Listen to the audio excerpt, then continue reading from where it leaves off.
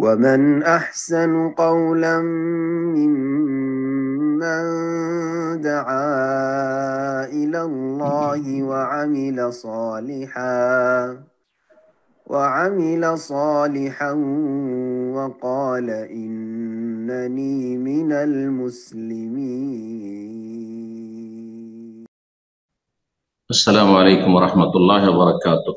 إن الحمد لله نحمده ونستعينه ونستغفره ونعوذ بالله من شرور أنفسنا ومن سيئات أعمالنا. من يهده الله فلا مضل له ومن يضلل فلا هادي له، وأشهد أن لا إله إلا الله وحده لا شريك له، وأشهد أن محمدا عبده ورسوله صلى الله تعالى عليه وعلى آله وصحبه وسلم تسليما كثيرا। أما بعد। সম্মানিত শ্রোতা দর্শক মন্ডলী, আল্লাহ রাব্বুল আলামিনের প্রশংসা এবং প্রিয় নবী সাল্লাল্লাহু আলাইহি সাল্লামের উপর সালাতু সালামের পর আজ রবিবার 4 জিলকাদা 1445 হিজরি মোতাবেক 12 মে 2024 আমাদের ধারাবাহিক আলোচনা ফিকহুস সালাত, সালাতের মাসাইল, পর্ব নম্বর 39। বিষয়বস্তু চলছে জুমার সালাতের বিভিন্ন দিক নিয়ে। আজকের বিষয়বস্তু হচ্ছে সিফাতু সালাতিল জুমআহ, জুমার সালাতের পদ্ধতি, ফরজ সুন্নাত যে জুমার সালাত রয়েছে তার পদ্ধতি এবং তার সাথে সংশ্লিষ্ট মাসাইল। বলছেন লেখক, সালাতুল জুমআত রাকাতান, জুমার মূল সালাত যা ফরজ তা হচ্ছে 2 রাকাত। ফরজ সালাত হচ্ছে 2 রাকাত।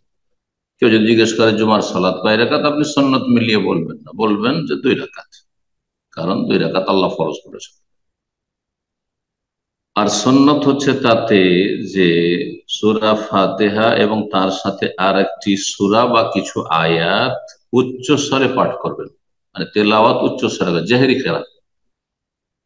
অথচ জুমার সালাত জোহরের বিকল্প, কিন্তু জোহরে মনে মনে তেলাওয়াত সুন্নাত। জুমার সালাত এই ক্ষেত্রে ঈদের সালাতের সাথে সাদৃশ্যতা রয়েছে, জুমার সালাতের জোহরের সালাতের সাথে সাদৃশ্যতা নেই। তেলাওয়াতের ক্ষেত্রে উচ্চ স্বরে তেলাওয়াত করতে হবে। এটি শরীয়তের একটি হিকমতপূর্ণ মাসআলা, যে যাতে বড় ধরনের গ্যাদারিং রয়েছে, বেশি সংখ্যক লোক একত্রিত হয়, তাতে সুন্নত হচ্ছে উচ্চ স্বরে তেলাওয়াত করা। এই জন্য জুমার সালাত, ঈদের সালাত, ইস্তিসকার সালাত, এইসব সালাতে উচ্চ স্বরে তেলাওয়াত সুন্নাত। সূরা ফাতিহার পরে কি পড়বেন, এই ক্ষেত্রে 3টি সুন্নত প্রমাণিত, 3 রকম হাদিস রয়েছে। অধিকাংশ মানুষেরা একরকম সুন্নত শুধু জানেন, কিন্তু আজকে শোনেন যে সূরা ফাতিহার পরে 1 নম্বর সুন্নত হচ্ছে যে প্রথম রাকাতে সূরা জুমা, দ্বিতীয় রাকাতে সূরা মুনাফিকুন। দ্বিতীয় সুন্নত হচ্ছে প্রথম রাকাতে সূরা জুমা, দ্বিতীয় রাকাতে সূরা গাশিয়া। প্রথম রাকাতে জুমা, প্রথম পদ্ধতিটি প্রথম রাকাতের যে তিলাওয়াতের সূরা, আর তৃতীয় পদ্ধতি যেটি আসছে তার দ্বিতীয় রাকাতে যে সূরা তেলাওয়াত সূরা গাশিয়া, সেই সূরা গাশিয়া, জুমা এবং গাশিয়া। আর তৃতীয় পদ্ধতি হচ্ছে প্রথম রাকাতে সূরা আলা, দ্বিতীয় রাকাতে সূরা গাশিয়া। এটা অধিকাংশ সময় পড়বেন, কিন্তু সেখানে বাদ রাহমাতুল্লাহ বলছেন যে সব সময় গোটা বছর এবারে মোটেই তাতে কোন রকম মিস করলেন না, বিরতি দিলেন না, এমনটা না করাই ভালো। কেন? জনসাধারণ মোটা খায় মোটা বুঝে, এরা ওয়াজিব মনে করে নেবে, অথচ ওয়াজিব না, এটি সুন্নাত। যার ফলে মাঝে মাঝে ছেড়ে দেওয়া, 2-4-6 মাস পরে 1-2 বার ছেড়ে দেওয়া, মাস 2 মাসে ছেড়ে দেওয়া, এটি হচ্ছে বেশি ভালো। কিছু কিছু সুন্নত আছে না চাইলে মানুষ ওয়াজিব মনে করে না। আর এটা হয়েছে আমাদের ভারত, বাংলাদেশ, পাকিস্তানে আহলে হাদিস মসজিদে আমাদের এক ভাই দায়ী, তো তিনি বলছেন যে দেশে গেলে জুমার দিনে আমি ফজরের সালাতে একটু পিছিয়ে থাকি, পড়াই না। ও হাফেজ নাই, আর ওর সূরা সাজদা একটু হয়তো মুখস্থতে এই আছে, দুর্বলতা আছে। তো কেন সূরা সাজদা যদি প্রথম রাকাতে না পড়ি আর দ্বিতীয় রাকাতে ফজর যদি সূরা দাহার না পড়ি, তো বলবে যে সুন্নতের খেলাফ কাজ করে, যেন গুনাহের কাজ করি। যার ফলে না, এমনটা হওয়া উচিত নয়। আসলে জনগণ এটাকে ওয়াজিব মনে করে নিয়েছে। ওই রকম জুমার দিনে আহলে হাদিস মসজিদে কেউ সূরা আলা, সূরা গাশিয়া যদি না পড়ে বা সূরা মুনাফিকুন না পড়ে, অন্য সূরা, সূরা জিলজাল পড়ে নিল, সূরা আলাম নাশরাহ লাকা সাদরাক, এই সুন্নাত জানেই না মনে হয় এই আলেম। জি। তো এই ধরনের ক্ষতির কারণে মাঝে মাঝে ছেড়ে দাও সুন্নাত। জি। ওয়াইন কারাবে গায়রিহি মাজাজা, আর যদি কেউ মাঝে মধ্যে দুই সূরার কোনটাই পড়লো না, দুটো তিনটে পদ্ধতির কোনটাই করলো না, ছেড়ে দাও, অন্য সূরা জায়েজ, সেটা জায়েজ। ফাইসা সাল্লা রাকাতাইন সাল্লাম, দুই রাকাত পড়ে সালাম ফিরবে। জুমার সুন্নত, এখন জুমার দিনের সুন্নত সালাত, এই ক্ষেত্রে বেশ ভুল ভ্রান্তি রয়েছে আমাদের ভারত, বাংলাদেশ, পাকিস্তানে। কারণ অধিকাংশ লোক হানাফি মাজহাবের কথিত অনুসারী, ইমাম আবু হানিফা রাহিমাহুল্লাহ খাঁটি নির্ভেজাল অনুসারী নয়। নির্ভেজাল অনুসারী তখনই বলতাম যদি তার ইজা সাহাল হাদিস ও ফাহুয়া মাজহাবের আমল করত। ইমাম আবু হানিফা রাহিমাহুল্লাহ প্রসিদ্ধ উক্তি বিভিন্ন কিতাবাদিতে রয়েছে, সহিহ হাদিস আমার মজহাব, আমার কথা রাসূলুল্লাহ সাল্লাল্লাহু আলাইহি ওয়াসাল্লামের কথার বিরোধী হলে ছেড়ে দিও, আমার কথা সাহাবায়ে কেরামদের বিপরীত হলে ছেড়ে দিও। কিন্তু না, মজহাবকে ফরজ করে নেওয়া হয়েছে, যেন আসমান থেকে নাজিল করা হচ্ছে মজহাব, কোন একটা মজহাব মানতে হবে। যার ফলে বলছে যে কথিত হন। তারপরে আকিদার ক্ষেত্রে আবু হানিফার সাথে মোটেই মিল নেই, দূরেরও সম্পর্ক নেই। আশারি মাতুরিদি আকিদা, ইমাম আবু হানিফা রাহিমাহুল্লাহর আকিদা সালাফি কোরআন সুন্নাহর আকিদা ছিল। তো আকিদাতে ইমাম আবু হানিফাকে মানেন না, বরং স্পষ্ট তারা বলছেন যে আমাদের ইমাম হচ্ছে আবু মানসুর মাতুরিদি। তাহলে আবার হানাফি কি করে হলেন? তার ইমাম আবু হানিফা রাহিমাহুল্লাহ সুফি ছিলেন না, নকশবন্দি, চিস্তি, কাদেরি আর সাহারওয়ার্দী এইসব বের কিছুই ছিলেন না। সুফি ইজমের বেদাত তার মধ্যে ছিল না। আর যারা আমাদের দেশের হানাফি, দেওবন্দি হোক আর বেরেলভী, সব সুফি, গালি সুফি, চরমপন্থী সুফি, আর না হলে বেদাতি সুফি। যারা চরমপন্থী সুফি বড় শিরকি কুফরি আকীদা তো রয়েছে। তো যার ফলে বলছি যে আমাদের দেশের যারা দাবিদার হানাফি তারা খাঁটি হানাফি নয়। জি। তো তাদের এই জুমার সুন্নতের ক্ষেত্রে ভুল আমল রয়েছে। মনে করে জোহরের উপরে কেয়াস করে জোহরের আগে চার, তাদের যে দুইয়ের হাদিস কখনো তারা বলবে না যে আব্দুল্লাহ বিন উমর রাদিয়াল্লাহু আনহু জোহরের যে দুই রাকাতের সুন্নত রয়েছে, এটা কোনো হানাফি জানে না, সাধারণ মানুষ, তাদেরকে শেখানোই হয় না সহিহ বুখারী হাদিস। আরে সবটাই সুন্নত শিখান, দুইও আছে চারও আছে, না শিখাবেন না।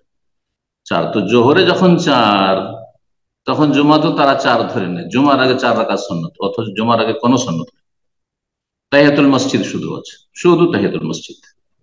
আর তারপরে নফল ফাসাল্লা মা কুতিবা লাহু, যা তার লেখনীতে আছে, নফল দুই দুই পড়তে থাকলো, যার যত ইচ্ছা পড়লো। কেউ কোরআন তেলাওয়াত করছে, কেউ জিকির আজকার করছে, কেউ দোয়া করছে, কেউ নফল করছে, অসুবিধা নেই। 2, 4, 6, 10 যা পড়ে পড়ুক, জুমার খুতবা শুরু হওয়া পর্যন্ত। এই জন্য সহিহ সুন্নতটি জানেন। বলছেন যে বাড়িতে যদি পড়েন আপনি সুন্নাত, আর এটি উত্তম। আফজালু সালাতিল মারই ফি বাইতি ইল্লাল মাকতুবা, নবী সাল্লাল্লাহু আলাইহি ওয়াসাল্লাম বলছেন যে কোনো মানুষের উত্তম সালাত হচ্ছে, পুরুষ হোক নারী, উত্তম সালাত হচ্ছে তার বাড়িতে। ইল্লাল মাকতুবা, ফরজের ক্ষেত্রে পুরুষ লোক ফরজ জামাতে গিয়ে পড়বে, বাকি সুন্নত নামাজ মসজিদে পড়ার চাইতে বেশি নাকি বাড়িতে পড়লে পাবে। দোকানপাটে পড়লেন, অফিসে পড়লেন, নির্জনে পড়লে বেশি নাকি পাবে। জুমার পরে 2 রাকাত বাড়িতে পড়া সুন্নত। আর যদি মসজিদে পড়ে তো 4 সুন্নত। ইউসাল্লিফি বাযিল আহিয়ান আরবান বিসালাম, আর বাড়িতেও যদি কেউ 2 করে 2 সালামে পড়ে তো পড়তে পারে কখনো, কারণ যে হাদিসটিতে 4 আছে তার উপর আমলের জন্য বলছেন। আম্মা ইযা সাল্লা ফিল মসজিদে, কিন্তু যদি মসজিদে পড়ে তো ফায়ুসাল্লি আরবান বিসালামাইন, 4 রাকাত পড়বে, মসজিদে পড়লে 4 পড়বে। ওয়ালা সুন্নাত লিল জুমআতি ক্বাবলাহা, জুমার আগে কোন সুন্নতে রাতেবা নেই, সুন্নতে রাতেবা জুমার আগে নেই। আছে তাহিয়াতুল মসজিদ, মসজিদ সালাম, বাল ইউসাল্লি মা শাআ, তারপর তাহিয়াতুল মসজিদের পরে যা চাইবে, যতটা চাইবে সালাত আদায় করতে পারে। নিষেধ করছেন আপনি 4 সুন্নত বলিয়েন না, বলেন যে তাহিয়াতুল মসজিদ 2, আর তারপর যত পারবা পড়ো, 4 পড়ো, 6 পড়ো, 8 পড়ো, 10, 20 যা পড়ে পড়ো। তারপরে খুতবার সময় কথা বলা সম্পর্কে মাসআলায় বলছেন, আল কালামু আসনা আল খুতবাতি, খুতবা চলাকালীন যদি কোন মুসল্লি কথা বলে ইউফসিদুল আজর, নেকি নষ্ট হয়ে যাবে। জুমার যে ফজিলত নেকি তা নষ্ট হয়ে যাবে। ওয়া ইউলহাকুল ইসম বা ইউলহাকুল ইসম, জি, গুনাহগার হবে, গুনাহর ভাগী হবে। সুতরাং ফালা ইয়াজুজুল কালাম, খুতবা চলাকালীন অবস্থায় কথা বলা জায়েজ নয়। ইমামের খুতবা চলছে এই অবস্থা। একমাত্র কথা বলতে পারে ইমাম কোন মুসল্লির সাথে প্রয়োজন মনে করলে। কোন মুসল্লিকে যে ভুল কাজ করছে, মানুষের কাঁধের উপরে ডিঙ্গে ডিঙ্গে আসছে, বলে এই জলিস আনাইতা ও আজাইতা, তুমি পরে এসছো আর মানুষকে কষ্ট দিচ্ছ। ইমাম কথা বলতে পারবে, আর ইমামের সাথে কেউ কথা বলতে পারবে। মুসল্লির সাথে কথা বলা জায়েজ নয়, হারাম খুতবা চলাকালে, মাকরুহ নয় বরং হারাম, না জায়েজ। ওমাই ইউকাল্লিমুল ইমাম লিমাসলিহা, আর যদি ইমামের সাথে কেউ কথা বলতে চায়, যেমন যে বৃষ্টির দরখাস্ত করেছিল সাহাবী, কথা বলেছে বাইরে থেকে এসে, বলে ইয়া রাসূলুল্লাহ দোয়া করেন, আমরা সব ধ্বংস হয়ে গেলাম অনাবৃষ্টিতে, দুর্ভিক্ষে। তারপরে সব বলছে ইয়া রাসূলুল্লাহ ডুবে শেষ হয়ে গেলাম এই টানা এক সপ্তাহের বর্ষা বৃষ্টি। সালামের জবাব দেওয়া যাবে, তাশমিতুল হাঁচির জবাব, পাশের লোক হাঁচি বললো, হাঁচির জবাব রাহমাকাল্লাহ বলতে পারবে। সালাত অবস্থায় বলতে পারবে না, কিন্তু খুতবা অবস্থায় বলতে পারবে। খুতবা শুরু হওয়ার আগে কথা বলা জায়েজ। ইমাম বসে আছে, বসে গেছে মেম্বারে, কিন্তু খুতবা শুরু হয়নি, কথা বলতে পারবেন যদি প্রয়োজন হয়। খুতবা শেষ হওয়ার পরে কথা বলতে পারবেন, সালাত শুরু হওয়ার আগে, একামত হচ্ছে অথবা একামত হতে যাচ্ছে ওই সময়। আর মানুষের কাঁধের ওপর দিয়ে ডিঙিয়ে ডিঙিয়ে সামনের দিকে জায়গা আছে বা সামনে আগের কাতারে গিয়ে ফজিলত নেবে, এটি হারাম, এটি জায়েজ না জুমার দিনে, বিশেষ করে জুমার দিনে। আর এমনিও মসজিদে মানুষ বসে আছে আর ফাঁকা কোনো রাস্তা নেই সামনে যাওয়ার, আর আপনি মানুষের কাঁধ সরিয়ে সরিয়ে যাচ্ছেন, এটা অন্য সলাতে হইলেও এটি অপছন্দনীয়। আর জুমার দিনে হারাম, নবী সাল্লাল্লাহু আলাইহি ওয়াসাল্লাম কঠোরভাবে নিষেধ করেছেন। ইমাম যখন খুতবা চলবে তখন বিশেষভাবে। জুমার দিনে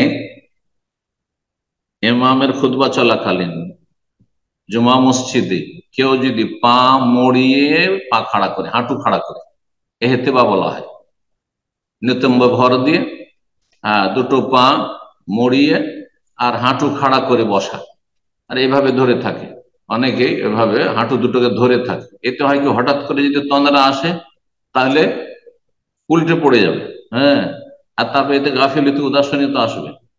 সুতরাং এই কারণে এটি মাকরুহ, অপছন্দনীয়, নিষেধ করেছেন নবী সাল্লাল্লাহু আলাইহি ওয়াসাল্লাম। জুমার সালাত কায়েম করবেন, এই ক্ষেত্রে সরকারের অনুমতি নিতে হবে। মুসলিম দেশে, অমুসলিম দেশে সরকারের অনুমতি নেওয়া আর না নেওয়া এসব যায় আসে না, কিন্তু মুসলিম দেশে কি অনুমতি নিতে হবে এই মাসলা, একদল কেউ কেউ বলেছেন অনুমতি নিতে হবে। লেখক বলছেন ইকামাতুল জুমআতি ফিল বালাদ, কোন দেশে শহরে জুমা কায়েম করার জন্য যদি সবগুলি শর্ত বিদ্যমান থাকে, ও জুমা কায়েমের জন্য শর্ত মওজুদ রয়েছে, লা ইশতারাতু লাহু ইযনুল ইমামের পারমিশন জরুরি নয়, যে সরকার থেকে আওকাফ থেকে পারমিশন দিবে তারপরে জুমা করতে পারবেন এমনটা নয়। যদি কোথাও দেখা যায় যে আমরা এতটি লোক আছি, জুমা ফরজ হয়ে আছি, আর আমরা স্থায়ী এখানে বসবাস করছি, তাহলে গিয়ে অনুমতি নিতে হবে অফিসিয়াল, তারপরে জুমা শুরু করবেন, এটার প্রয়োজন নেই। সে অনুমতি দিক সরকার আর নাই দিক, জুমা কায়েম করতে। এক শহরে একটি জুমা যদি হয়, কিন্তু যদি একই গ্রামে আমাদের দেশে এই যে মুসিবত, একই গ্রামে 4টি 5টি জুমা, প্রত্যেক মসজিদে জুমা, পাড়ায় পাড়ায় জুমা, এমনটা যদি হয়, আম্মা তাআদ্দুদুল জুমা ফি আকসার মিন মাওদিন বিল বালাদে, একটি শহরে একটি গ্রামে যদি অনেকগুলি জুমা কায়েম হয়, বিভিন্ন রকমের জুমা, একই গ্রামে ছোট ছোট্ট গ্রাম, 2টা 3টে জুমা হচ্ছে মসজিদে, ফালা ইয়াজুজু ইল্লা লিহাজাতিন, প্রয়োজন না হলে জায়েজ না, জায়গা হয় না মসজিদে তখন জায়েজ।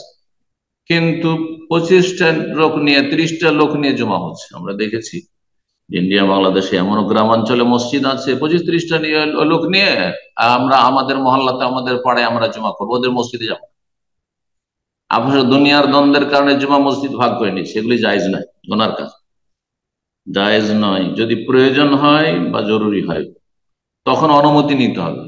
এক গ্রামে কয়েকটি জুমা করতে হলে তখন আওকাফের অনুমতি নিতে হবে, ধর্ম মন্ত্রণালয়ের অনুমতি নিতে হবে। জুমা কি শুধু শহরে, গ্রামে চলবে না? বলছেন যে জুমা শহরে গ্রামে সব জায়গায় চলবে যেখানে স্থায়ীভাবে মানুষরা বসবাস করছে, কিন্তু যেখানে বেদুইনদের মতো যাযাবর বসবাস করছে, এখানে ঘাস আছে পানি আছে সেই জন্য তাঁবু লাগিয়ে দিয়েছে, বকরি ছাগল নিয়ে আছে, ঘাস পানি শেষ তখন সেখান থেকে আবার অন্য জায়গায় চলে গেল, এদের উপরে জুমা নেই। তাহলে মানুষ পৃথিবীতে বসবাস করে তিন রকম ভাবে: মদন, শহরে সিটিতে বা টাউনে, আর ওরা গ্রামাঞ্চলে যেখানে স্থায়ী বাড়ি ঘর করে মানুষ বসবাস করছে, আর ভারত বাংলাদেশে অধিকাংশ মানুষ গ্রামাঞ্চলে বসবাস করে। আর আরেকটি হচ্ছে বাদিয়া আরব দেশে যে বেদুইনদের জীবনযাপন। এইরকম যদি হয় তাহলে তাদের জুমা নেই, তখন জুমার বদলে তারা জোহর পড়বে। বলছে মান দাখালা, কোন ব্যক্তি যদি মসজিদে প্রবেশ করে আর দেখছে যে ইমাম খুতবা শুরু করে দিয়েছে, তাহলে বসবে না দুই রাকাত পড়বে? বলছে বসবে না, লামিয়া জেলেস, বসবে না হাত্তা ইউসাল্লিয়া রাখা যাওয়া, তখন দুই রাকাত পড়ে না, দুই রাকাত পড়তে হবে। কিন্তু হানাফি মাযহাব সহিহ বুখারীর এই হাদিস কে তারা উপেক্ষা করেছে, লা ইয়াজলিস, বসবেন না হাত্তা ইউসাল্লিয়া রাকাতে। নবী সাল্লাল্লাহু আলাইহি ওয়াসাল্লাম খুতবা চলাকালীন দেখে একটা লোক এসে বসে গেল, সাল্লাইতে রাকাতে, পড়েছো? না, পড়িনি। বললেন না যে আগামী থেকে এমনটা করবে না, বরং বললে যে কম ফারকা রাখাতে, ওঠো দুই রাকাত পড়ো তারপর বসো। তখনই হাতে নাতে সংশোধন করেছেন। সুতরাং এটি না জায়েজ কাজ যে মসজিদে যাবে আর গিয়ে খুতবা চলছে চুপচাপ গিয়ে বসে গেল, না, দুই রাকাত পড়ে বসে।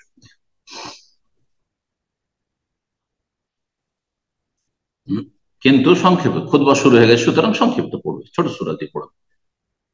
মসজিদে যদি কারো তন্দ্রা আসে, ঝিমাচ্ছে, তাহলে কি করণীয়? বলছে যে তন্দ্রা আসে তো জায়গা পরিবর্তন করে, একটু চোখ চোখ মুখ ধুয়ে চলে আসেন, এটা করতে পারেন। সুন্নাত আইয়াতাহাওয়ালা মিন মাজলিসিহি যালিকা ইলা গায়রিহি, আপনি নিজ জায়গায় ছেড়ে দিয়ে অন্য জায়গায় বসেন, একটু নড়াচড়া করেন, তাহলে আপনার নিদ্রাটা কেটে যাবে। জুমার দিনের গোসল, জুমার দিনের গোসল কেউ কেউ ওয়াজিব বলেছেন, কিন্তু সঠিক মত হচ্ছে অধিকাংশ আইম্মায়ে কেরামদের জুমার দিনের গোসল হচ্ছে সুন্নাতে মুআক্কাদা, যদি শরীরে দুর্গন্ধ না থাকে। ওয়াজিবু আলা মান বিহি রায়াতুন কারিহা, কারো শরীরে যদি দুর্গন্ধ থাকে, আশেপাশের লোক কষ্ট পাবে, তাহলে তার জন্য ওয়াজিব। এই মতটি মাঝামাঝি মত। একদল বলছেন যে সবার জন্য সুন্নাতে মুআক্কাদা, আর একদল বলছেন সবার জন্য ওয়াজিব। আর বিজ্ঞ মহাক্কিক গবেষক ওলামারা বলেছেন যদি মানুষের শরীর স্বাভাবিক হয়, এমন কোনো গন্ধ হয় না বগলে বা শরীরে, অথবা ঠান্ডায় কাজ করে শরীরে ঘাম হয় না সুতরাং গন্ধ হয় না। আর কিছু লোকের আছে ধর রোদের কাজ করেছে, অথবা এমনি তার শরীর এমন যে ওকে গোসল, ও যদি গোসল করে আসে তবু কিছু না কিছু গন্ধ থাকবে, কিছু লোক কেমন আছে তাদের হরমোনের কারণে বগলে গন্ধ বেশি বেশি, এমন যদি হয় তাহলে তাদের জন্য গোসল করা ফরজ। গোসল করা হচ্ছে তখন ফরজ হয় জুমার দিনে। কেন? তাতে ফেরেশতারা কষ্ট পায় আর মুসল্লিরা কষ্ট পায়। নবী সাল্লাল্লাহু আলাইহি ওয়াসাল্লামের হাদিস সহিহ বুখারী মুসলিমে রয়েছে, আল গোসলু ইয়াউমাল জুমাতি ওয়াজিবুন আলা কুল্লি মুহতালিম, জুমার দিনে গোসল করা আবশ্যক প্রত্যেক সাবালকের উপর। আর সাবালকের জুমা রয়েছে, যেন সাবালক, মহিলাদের উপর নয়, কারণ মহিলাদের জন্য জুমা ফরজ নয়। পুরুষ সাবালকদের উপর আর নাবালকদের জুমা ফরজ নয়। এই জন্য মুহতালিম বলেছেন যে স্বপ্ন দোষের বয়সে পৌঁছেছে। ওয়াজিবুন মানে অধিকাংশ ওলামাদের নিকটে, কারণ অন্যান্য হাদিসে রয়েছে যে ওয়াজিব নয়, সেই জন্য ওয়াজিবুন মানে মুতাআক্কিদুন, সুন্নাতে মুআক্কাদা। আর কেউ কেউ বলছে ওয়াজিব মানে ওয়াজিব, কিন্তু নবী সাল্লাল্লাহু আলাইহি ওয়াসাল্লামের জামানায় এই ফিকহার পরিভাষা ছিল না, যার ফলে ওয়াজিব মানে ফিকহার ওয়াজিব নয়। একমত কারো শরীরে দুর্গন্ধ থাকে তাহলে গোসল করার পরে জুমাতে যে যাবেন পরিষ্কার পরিচ্ছন্ন হবেন এবং সুগন্ধি লাগাবেন। আর আপনার যতগুলি কাপড় আছে তার মধ্যে যেটা সবচেয়ে ভালো কাপড়, ঢিলা ঢালা পোশাক, ইসলামিক পোশাকের কাছাকাছি, ইসলামিক পোশাকের যে সব গুণাবলী রয়েছে, ইসলামিক পোশাক মানে পাঞ্জাবি বা ইসলামিক পোশাক মানে জুব্বা নয়, ইসলামিক পোশাক মানে ঢিলা ঢালা পোশাক, যে বেশ কিছু শর্ত রয়েছে পোশাকের জন্য, উত্তম পোশাকের জন্য, সেগুলি যেটাতে পাচ্ছেন আপনি, আর সুন্দর হয়ে আছে, নতুন হলে নতুন, আর না হলে সবচাইতে ভালো যেটা, সেই পোশাকটি পরবেন। আর সকাল সকাল মসজিদে যাওয়ার চেষ্টা করবেন, ইমামের কাছে গিয়ে বসার চেষ্টা করবেন, এই না যে পেছন থেকে, আগেই গেছেন মসজিদ আর পেছন থেকে হেলান দেওয়ার জন্য একবার মসজিদের শেষ দিকে বসে আছেন, না, এটা ভালো কাজ নয়, অত ভাগায়। এবং যতটা সম্ভব হবে নফল পড়বেন আপনি, বেশি বেশি দোয়া করবেন এবং তেলাওয়াত করবেন। তারপরে বলছেন খুতবার বিষয়, যে খুতবা যিনি দেবেন তিনি সলাত আদায় করবে, সলাতের ইমামতি করবে, এটি হচ্ছে সুন্নাত। কিন্তু কারণবশত একজন খুতবা দিল, আরেকজন জুমার ইমামতি করলো, জায়েজ। এই মাসলা অনেকে জিজ্ঞাসা করেন, আর আহলে হাদিস মসজিদ গুলোতে অনেক সময় এরকম করা হয়। ভালো একজন আলেম আসছেন বা বক্তা আসছেন বা একটা জুনিয়র, সে খুতবা দিতে আগ্রহী, খুতবা দিয়ে দিচ্ছে, আর বড় একজন আলেম তিনি ইমামতি করছেন। তো বা ভালো কারি, তাকে দিয়ে তেলাওয়াত হচ্ছে, কারি বা ভালো বক্তব্য করতে পারবেন না, তো জায়েজ, কোনো অসুবিধা নেই। জুমার দিনে সূরা কাহাফ পাঠ, এই মর্মেও দুটো মত রয়েছে। কেউ কেউ বলছে সূরা কাহাফ মর্মে যে হাদিস রয়েছে হাদিস সহিহ, কিন্তু সঠিক মত হচ্ছে যে হাদিস আমলযোগ্য, হাসান বা সহিহ, আল্লাহু আলাম। জুমার দিনে রাতে যে কোনো সময় পড়লেই হবে, জুমার আগে পড়লে ভালো, আর জুমার পরে পড়লে অসুবিধা নেই, সন্ধ্যা পর্যন্ত সূরা কাহাফ পড়বে। আর যে ব্যক্তি সূরা কাহাফ পড়বে তার ফজিলত হাদিসে রয়েছে, আদা আল্লাহু মিনান নূর মা বাইনা জুমাতাইন, দুই জুমার মাঝখানে এক সপ্তাহ ধরে তার জন্য ইমানি নূর ছড়াবে। জুমার দিনে বেশি বেশি রাসূলুল্লাহর প্রতি সালাত পেশ করা, দরুদ পেশ করা সুন্নাত। আল্লাহুম্মা সাল্লি ওয়া সাল্লিম আলা নবিয়িনা মুহাম্মদ, সংক্ষিপ্ত দরুদ পড়তে পারেন। আর কিছু কিছু ওলামারা বলছেন না, দরুদ ইব্রাহিমই পড়তে হবে, আল্লাহুম্মা সাল্লি আলা মুহাম্মদ আল্লাহু বারিক আলা মুহাম্মদ ইন্নাকা হামিদুম মাজিদ। আবার কেউ বলছেন এর বিপরীতে, যে না, দরুদ ইব্রাহিম শুধু সালাতের সাথে খাস, আত্তাহিয়াতের পরে। তো মাসালা ইখতিলাফ রয়েছে, কিন্তু দুটোই জায়েজ। কিছু সময় দরুদ ইব্রাহিম পড়লেন, আর কিছু সময় আপনি এমনি পড়লেন, আল্লাহুম্মা সাল্লি ওয়া সাল্লিম আলা নবিয়িনা মুহাম্মদ, আল্লাহুম্মা সাল্লি ওয়া সাল্লিম আলা নবিয়িনা মুহাম্মদ, আল্লাহুম্মা সাল্লি আলা মুহাম্মদ আল্লাহু বারিক আলা মুহাম্মদ। জি, কোনো অসুবিধা নেই। জি, নবী সাল্লাল্লাহু আলাইহি ওয়াসাল্লাম হাদিস রয়েছে সহিহ মুসলিম, মান সাল্লা আলাইহি ওয়াহিদা, কেউ যদি একবার আমার উপর সালাত পেশ করে, সাল্লাল্লাহু আলাইহি ওয়াসাল্লাম তার উপর 10 গুণ আল্লাহ সালাত রহমত বর্ষণ করবেন। তারপর জুমার দিনের ফজরের সালাতের তিলাওয়াত সম্পর্কে বলছেন, জুমার দিনের প্রথম রাকাতে সূরা ফাতিহার পরে ফজরের সালাতে সূরা সাজদা পড়বেন, আর দ্বিতীয় রাকাতে পড়বেন সূরা দাহর। এটি অধিকাংশ সময় করবেন, কিন্তু সব সময় নয়, যাতে ওয়াজিব না মনে করতে লাগে। ইমাম বা মুক্তাদিদের জন্য যখন খুতবা ইমাম সাহেব দোয়া করছেন, তখন হাত তোলা জায়েজ না, হাত তোলা সুন্নাত না, বিদআত। যে কোনো দোয়াতে হাত তুলে দিচ্ছে আজকালকার মুসল্লিরা, আর উদ্দেশ্য অজ্ঞতার কারণে অনেকেই যেমনই দোয়া করা শুরু করলেন, আল্লাহুম্মা ইগফির লিল মুমিনিনা ওয়াল মুমিনাত, আল্লাহুম্মা আল্লিফ বাইনা কুলুবিহিম ওয়া আসলিহ যাতা বাইনিহিম ওয়ানসুরহুম আলা আদুওয়িকা ওয়া আদুওয়িহিম, যে কোনো রব্বানা আতিনা ফিদ দুনিয়া হাসানা, হাত উঠিয়ে বসো না, জায়েজ না। একমাত্র যখন বৃষ্টি চাইবেন আপনাকে, তাহলে আরবি বুঝতে হবে, আরবিতে যদি দোয়া হয় তাহলে, বা আপনার ভাষাতে খুতবা হচ্ছে, আল্লাহ আমাদের বৃষ্টি দাও, অনাবৃষ্টি দূর করো, হ্যাঁ, আল্লাহ মাসকানা আল্লাহ আগেছেনা, তখন হাত উঠাবেন, কারণ তখন নবী সাল্লাল্লাহু আলাইহি ওয়াসাল্লাম হাত উঠিয়েছেন। এছাড়া জুমার খুতবায় দোয়া হলে হাত উঠানো এটি সুন্নত নয়, বরং এটি বিদআত। ইল্লা ইস্তাসকা, ইস্তিসকা হলে তাহলে ইমাম হাত উঠাবেন, আর মুক্তাদি যারা মুসল্লি রয়েছে তারা হাত উঠাবে। তবে দোয়াতে আমিন আমিন বলবেন, হাত উঠাবেন না, কিন্তু আমিন আমিন বলবেন। ইমাম দোয়া করছেন, আস্তে করে আপনি আস্তে আওয়াজে আমিন বলে মুফামাশুর মা খাফজিস সাউত। জি, ইমামের জন্য সুন্নত হচ্ছে যে খুতবায় দোয়া করবেন, খুতবায় তিনি দোয়া করবেন। আর উত্তম হচ্ছে দোয়া করবেন ইসলামের জন্য, মুসলিমদের জন্য, তাদের হেফাজতের জন্য, তাদের সাহায্যের জন্য, এবং তাদের পরস্পরের ভালোবাসা সম্প্রীতি যাতে বৃদ্ধি পায়, এই জন্য দোয়া করবেন। আল্লাহ ইসলাম মুসলিমকে শক্তিশালী করুক, এই জন্য দোয়া করবেন। আল্লাহ তাদেরকে সমস্ত অনিষ্ট থেকে হেফাজত করে, জালিমের জুলুম থেকে হেফাজত করে, এসব দোয়া।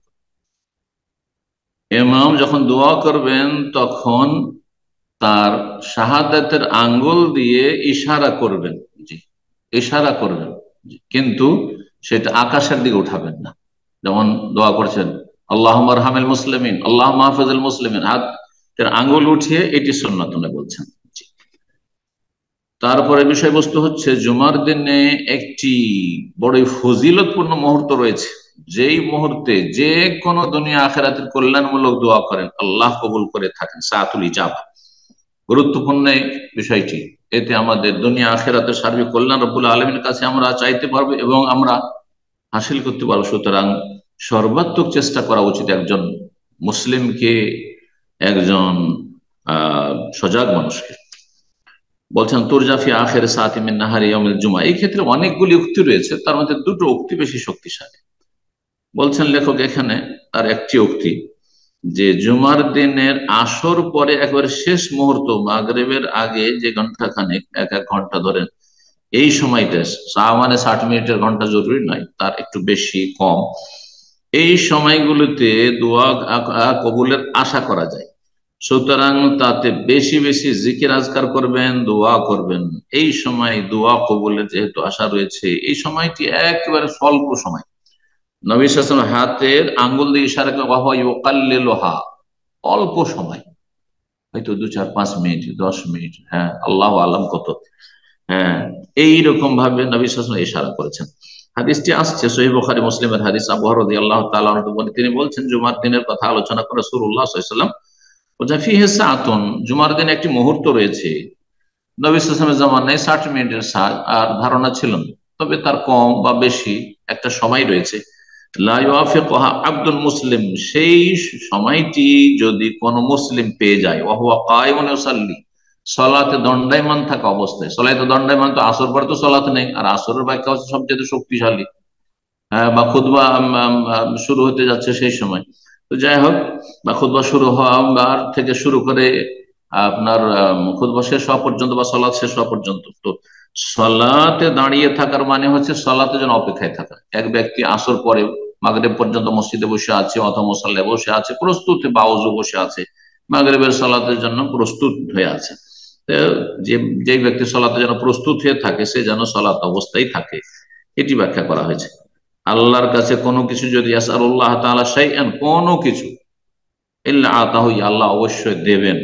ও আশারা বিয়াদি, নবী সাল্লাল্লাহু আলাইহি ওয়াসাল্লাম নিজ হাত দ্বারা ইঙ্গিত করে বলেন ইউকাল্লিলুহা, সময়টি একবারে মুহূর্ত, অল্প সময়, অল্প সময়। আল্লাহ আমাদেরকে সে সময় হাসিলের তৌফিক দান করুন। কারো যদি জুমার সালাত ছুটে যায় তাহলে কি করবে? কাযাহা যোহরান আরবার, 4 রাকাত যোহর কাজা করবে, জোহর পড়তে হবে। যদি সে ওজোর বশত অনিচ্ছাকৃত ছুটেছে, নিরুপায় ছিল, ফালা ইসমালে, গোনা হবে না। ওয়াইনকান গায়রা মাযুর, নাকে তেল দিয়ে ঘুমাচ্ছে, হ্যাঁ বিনা কারণে লেট করেছে আর জুমার সালাত পেল না, ছুটে গেল, তাহলে আজমা সে গুনাহগার। তাফরিতি বে সালাতে, জুমার সালাতে সে যেহেতু ত্রুটি করলো, এই জন্য। আবুল জাহাদ বর্ণনা করেছেন রাসূলুল্লাহ সাল্লাল্লাহু আলাইহি ওয়াসাল্লাম বলেছেন মান তারাকা সালাসা জুমাইন তাহাওয়ানান, কেউ যদি অলসতা অবহেলা করে 3টি জুমা ছেড়ে দেয়, তাহাওয়ানান বিহা তাবা আল্লাহু আলা কলবি, আল্লাহ তার অন্তরে মোহর লাগিয়ে দেবে। জুমা পড়ার সুযোগ নেই, কোনো মসজিদ নাই, এমন জায়গায় বাস করছি, এইরকম ক্ষেত্রে নয়, বরং অবহেলা করে পারবে তারপরে জমা পড়তে গেল, বিভিন্ন বাহানা করে, দুনিয়ার অজুহাত, দুনিয়ার কাজ করতে পারছে ওর চাইতে কঠিন পরিশ্রম করে, কিন্তু জুমা পড়তে যাবে না, তাহলে আল্লাহ তার অন্তর মোহর লাগে, জীবনে আর ভালো কথা ঢুকবে না, হেদায়েত নসিব হবে না। হাদিস আবু দাউদ তিরমিজিতে রয়েছে এবং হাদিসটি আল্লামা আলবানী রাহিমাহুল্লাহ সহিহ বলেছেন। জুমার দিনে যদি ঈদ হয়ে যায়, ঈদুল আজহা বা ঈদুল ফিতর, এই ক্ষেত্রে বলছেন যে সাকাতা হুজুরুল জুমআতে আলা মান সাল্লাল্লাহু আলাইহি, যেই ব্যক্তি ঈদ পড়েছে, ঈদের সালাত সকালে হয়ে গেছে জুমার আগে, তাহলে জুমায় আসার ক্ষেত্রে ইখতিয়ার দেওয়া হয়েছে, আপনি আসলে ভালো, এটি উত্তম। আর যদি জুমাতে হাজির না হন তাহলে আপনি গুনাহগার হবেন না, আপনি জুমার যে ইজতেমা গ্যাদারিং, তার চেয়ে বড় গ্যাদারিং ইজতেমাতে, বড় ইজতেমাতে আপনি হাজির হয়ে গেছেন। বড় ইজতেমা ছোট ইজতেমাটিকে ঢেকে নিয়েছে, সামিল করে নিয়েছে। এটা অধিকাংশ আলেমদের মত, আহলুল হাদিস, হানাবিলা ইত্যাদি। কিন্তু হানাফি মাযহাবে বলছেন না না না, এই ক্ষেত্রে সেই হাদিস হতে পারে ইমাম আহমদ রাহমাহুল্লাহর কাছে পৌঁছে, কিন্তু হাদিস আমাদের কাছে পৌঁছেছে, সুতরাং হানাফিদের উপর ফরজ যে এই মাসলায় বিশ্বাসী হবে তারা। কিন্তু আবার বলছি উত্তম হচ্ছে জোহরে জুমাতে হাজির হওয়া। আর যারা জুমায় হাজির হবে না, অনেকে ভুল করে, আমার কাছে বেশ কিছু লোক এমন হয়েছে যে ঈদ পড়ে নিয়েছে সকালবেলা আর জুমাতেও জানি জোহর পড়েনি। আমি বললাম যে গুনাহগার আপনি, তওবা করেন আল্লাহর কাছে আর জোহর পড়ুন। আবার কয়েকদিন পরে এসে তার এই অবস্থা বয়ান করেছে, এটা অজ্ঞতার কারণে। যেই ব্যক্তি ঈদের দিনে ঈদ পড়ে নিল আর জুমায় গেল না, তার উপর জোহর ফরজ হয়ে আছে। ইল্লাল ইমাম, তবে গ্রামের যিনি ইমাম হবেন ফাইনাল্লাহ তাসফু, তাকে যেতে হবে, তাকে জুমা পড়তে হবে, কারণ সে না গেলে কে জুমা পড়াবে? অথবা সে কাউকে দায়িত্ব দেবে। যে ব্যক্তি ঈদ পড়েনি, সকালে হয়তো ঈদে হাজির হয়, তাহলে তারপর জুমা ফরজ আছে। ওয়াইন সাল্লাহ মান সাল্লাল ঈদ আজজাতু আন সালাতি যুহরি, আর কেউ যদি ঈদ পড়ার পরে জুমাও পড়ে তাহলে আর জোহর পড়তে হবে না। আর একটি হাদিস দিয়ে আজকে আলোচনা শেষ করছি, তা হচ্ছে নবী সাল্লাল্লাহু আলাইহি ওয়াসাল্লামের একটি হাদিস রয়েছে যে আফদালুস সালাওয়াত ইনদাল্লাহি তাআলা সালাতুস সুবহি ইয়াউমাল জুমআ, জুমার ফি জামাতে, জুমার দিনের ফজরের সালাত আল্লাহর নিকটে সবচাইতে উৎকৃষ্ট সালাত জামাত সহকারে। জামাত সহকারে জুমার দিনে জামাত সহকারে ফজরের নামাজ পড়া সবচাইতে উত্তম সালাত, উত্তম নামাজ। এই জন্য যারা মাঝে মাঝে জামাতে গাফিলতি করে দেন অথবা জামাত ছুটে যায়, জুমার দিনে সযত্ন হবে, জুমার দিনে গুরুত্ব দিবেন ফজরের বেশি, যাতে করে জুমার দিনের জামাত না ছুটে যায়। আল্লাহ রাব্বুল আমাদের ইমান আমলকে ভালো করার তৌফিক দান করুন, শক্তিশালী করুন এবং দিনের ক্ষেত্রে অগ্রগামী হওয়ার তৌফিক দান করুন। দিন দুনিয়া আল্লাহ বরকত দান করুন, সমস্ত অনিষ্ট থেকে আল্লাহ রক্ষা করুন। যেসব ভাই বোনেরা আমাদের দার্সে হাজির থাকলেন তাদের জন্য বিশেষভাবে দোয়া করি।